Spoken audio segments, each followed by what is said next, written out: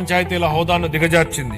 గౌరవనీయ ఉప ముఖ్యమంత్రి శ్రీ పవన్ కళ్యాణ్ గారి మార్గదర్శకంలో ప్రజల జీవన ప్రమాణాలు మెరుగుపరచాలనే లక్ష్యంతో మా ప్రభుత్వం గ్రామీణాభివృద్ధిలో ముందడుగు వేస్తోంది.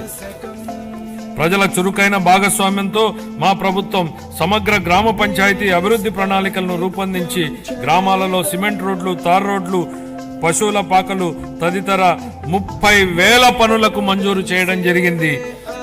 ఈ రోడ్లను అభివృద్ధి చేసే ప్రయత్నాలను ప్రారంభించాం. అన్ని వాతావరణ పరిస్థితులను తట్టుకోగలిగే రహదారులను నిర్మించి అనుసంధానతను కల్పించేది ఉంది.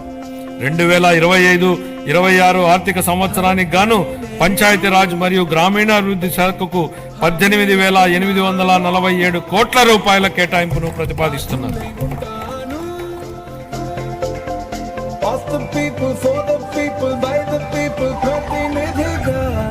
This is me.